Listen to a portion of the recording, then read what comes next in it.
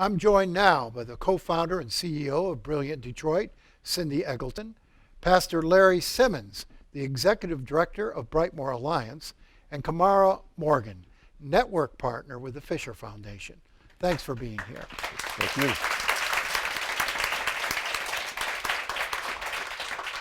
Pastor Simmons, you've been involved in the trenches in Detroit's neighborhood for a long time, awful long time. Brightmoor, like many neighborhoods in this city, has the wrecking ball has been relentless here. Yes. How do you maintain a sense of place? How do you hold the community together when so much of it is disappearing?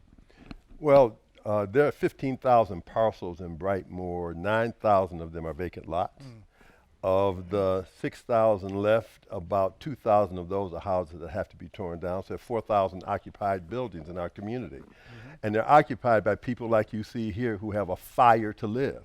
And that fire among the people who live here, that desire to come up, which is the reason for our slogan, Brightmoor Up, is what gives me encouragement. It's the people who encourage me. Their love for their children, their love for their community, and their absolute determination. They're not going to let anybody, whether they ignore them or support them, get in the way of them prospering. Is this still a viable neighborhood? Absolutely, absolutely. We have 8 block clubs that are working together to plant flowers because we're going to have a beautiful Brightmoor tour at the end of the summer. You saw Pastor Samil here at City Covenant Church. There are 7 other churches doing similar things. There are the Brilliant House. There's a Hope Starts Here initiative. There are all kinds of things. The BEAT program that you heard about from Dawn earlier, that came up out of community and is now becoming an issue like chronic absence that the entire system and world is paying attention to. Absolutely, I'm encouraged by Brightmoor.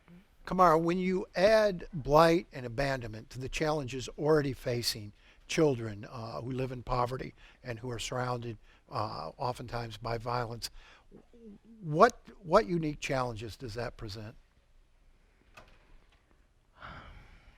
Well, I think it challenges the child's ability to grow healthy and develop in their natural course of development. So what we see is working in early childhood development, the first 1,000 days is the most important time in a child's life. It's the time of most rapid brain development.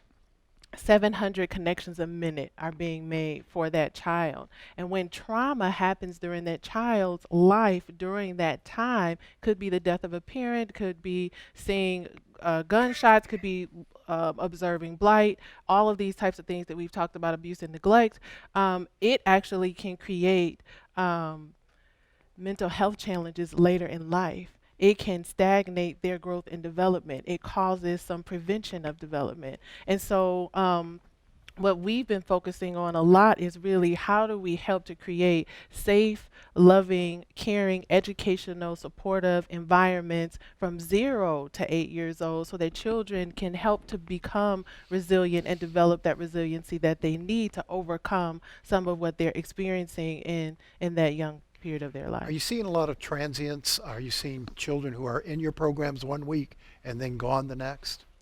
I wouldn't say 1 week and the next, but I would say transient, yes, as well as even with teachers. So we talked earlier about how parents are experiencing or have experienced trauma. Teachers have as well. And so our teacher turnover rates are very high because they can't manage they haven't dealt with their own trauma. And as children come in expressing behaviors based on their trauma, it kind of ignites something in them and it makes it even more challenging to manage the learning environment. So we have teacher turnover, we have child turnover, we have parents who, because of whatever trauma they've experienced in their life, they don't trust people. So do one thing with my child, I'm out of here, and I'm not even going to tell you why. Right? So it's not like a conversation or some way to remediate it. It's just flight. And so we're really working hard and trying to figure out and working with parents and teachers and children to really support the families through the traumatic experiences, but also helping people to learn how to cope.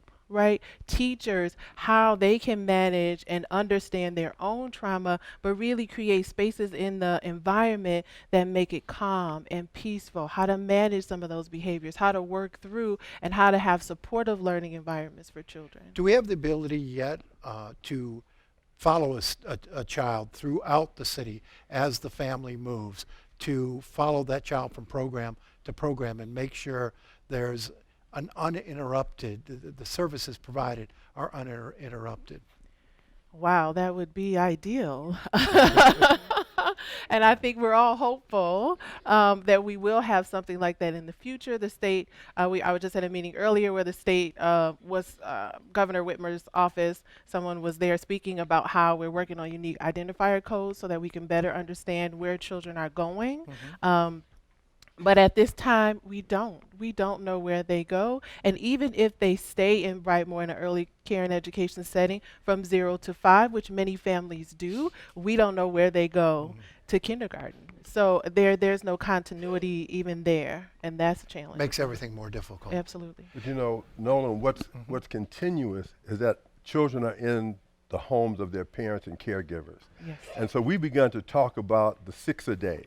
Yes. That in every household, every day, all day, children should be encouraged. 1, they should be hugged. 2, they should be talked to. Yes. They should be sung to. They should be played with, and they should be walked. So these 6 every single day are things that help ameliorate the consequence of ACEs. And even though you may not yet be in the system, we have personal power. That's the thing that made, that's why Brightmoor survived, is because people with personal power took control. So we say, look, in your house, love your child up. Cindy Eggleton, brilliant house embeds in the community. Yes. So you actually, the house is located on a neighborhood street. You're not on a, in a shopping mall somewhere or a strip somewhere. You're right there in the neighborhood. How is that approach more effective, perhaps, than some of the other approaches? Yeah, so I tell people all the time that I'm distressed by all the statistics we hear, but I am so encouraged. I actually feel I live a fairy tale because I'm able to see people coming together, and here's how I will say it's different. And this man here helped us get our Brightmoor location up and running, so it comes from the neighborhood. I think organizations also often provide programs and services. Community is there for each other. What we're trying to do is merge those together. Okay. We have multiple partners coming together, offering all those things under one roof, belly to 8.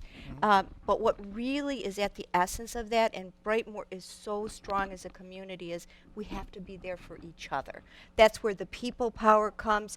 That's where the resilience of the community comes. And that's also, when we're talking about ACEs, what will allow things to be better, because studies show that if you can buffer your child, if you have those skills, and if you feel strong and you have a place, something will change. And that is what we're seeing in our locations. In Brightmoor, we've just opened our site. We've only been open a month and a half with a soft launch. It took months to get it up and running with lots of community support. And we are already serving over 125 families out of that location, which is multiply that by 3 or 4 children. And what that tells you is that systems can fail people, but people won't fail each other given the right conditions. Okay, so you all are involved in this Hope Starts Here initiative. Very catchy name. What's the message behind it? You want to take that? Sure. I think that Reverend spoke to it, Pastor spoke to it earlier about the pervasive hopelessness. And what we thought would be really important is that when there are situations that are outside of your control that negatively impact your ability to succeed, it is grounds for hopelessness. And what we're saying is we need to reinstill hopefulness into our community. And so this is about hope starting here. And some people say, well, we've been working for years. We've been in this community 20 years doing work. So it doesn't mean it starts today. It means it starts here. It starts with me. And if each one of us work together, we can change the hope in our community and the hope for our children. Okay, can I ask you, we've got a couple minutes left. Sure. I'd like to hear from you all on some of your success stories, some of the positive experiences that keep you getting up in the morning and doing this work. We've heard a lot about the challenges. What about the successes? So we have the Fisher Foundation. Mrs. Marjorie Fisher has employed over 1,000 young people in our community. Several of them are now at the University of Michigan, Michigan State University, at Wayne State University, are in jobs that they connected to through Mrs. Fisher. We have the Good Neighborhoods Initiative, which helped train leaders in this community who are now city leaders like Dawn Wilson Clark and Jonathan Clark, her husband. We have Pastor Samil, who, without ever talking to Cindy, took the house where you heard about the terrible murder of the 3-year-old, and he actually had the vision to create his own brilliant house called the Izzy House, right there in that neighborhood. This is the neighborhood that's going to make it happen. Camarrah? In addition to that, I would also say that we have been working on improving child care quality and expanding child care availability in Brightmoor. So over the last 10 years, we've expanded some of our child care programs from serving 350 children to now serving well over 600 children. We have diapers delivered to those child care programs every single day. I mean, every month, once a month, for 125 children get diapers every single month and wipes. We have teachers being trained. We have arts in child care programs. I'm going to sum it up from a parent's viewpoint. They said there's tons of organizations, but being able to wrap all of those things around me as a human being, as a person, is all I needed. Thank you. We Yes, appreciate it.